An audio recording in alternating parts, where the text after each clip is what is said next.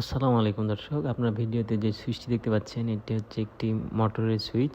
তো আমরা কম বেশি সবাই মোটরের সুইচের সাথে পরিচিত, কারণ আমাদের দৈনন্দিন জীবনে প্রতিনিয়তই আমরা পানির মোটর ব্যবহার করে থাকি। প্রতিনিয়ত ব্যবহারের ফলে মোটরের সুইচ খারাপ হয়ে গেলে কিভাবে ইলেকট্রিশিয়ান ছাড়াও আপনি নিজেই একটি মোটরের সুইচ পরিবর্তন করতে পারেন, চলেন আপনাদেরকে দেখিয়ে দিই আজকে। তো দর্শক, প্রথমে আমি দুটি স্ক্রু খুলে নিয়েছি।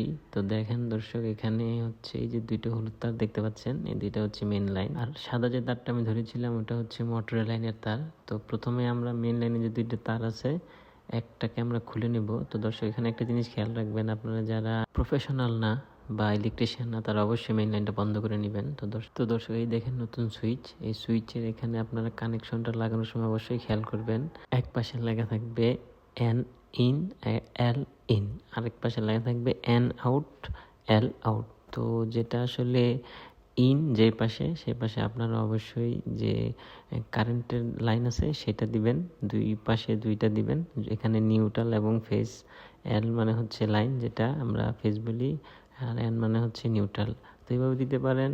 এবং সুইচের অপর প্রান্তে যেখানে আউট লেখা আছে সেখানে আপনারা অবশ্যই মোটরের যে লাইনটা সেটা বা মোটর থেকে যে দুইটা তার আসছে সেটা লাগাবেন। তো এভাবে লাগালে কিন্তু হয়ে যাবে।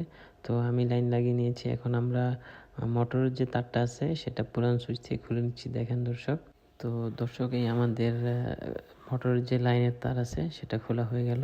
তো এখন আমরা সুইচের যেখানে আউট যে প্রান্তে আছে দুইটা তার দুই প্রান্তে আমরা লাগিয়ে দিব।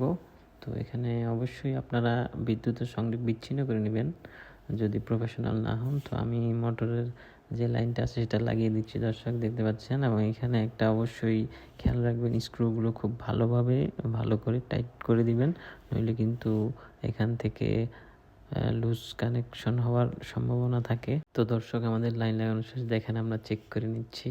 আমাদের চেক করা শেষ, এখন শুধু স্ক্রু দুটো লাগিয়ে দিলেই হয়ে যাবে দর্শক। তো হয়ে গেল আমাদের মোটর সুইচ পরিবর্তন করা দর্শক। সবাই ভালো থাকবেন, সুস্থ থাকবেন, ধন্যবাদ।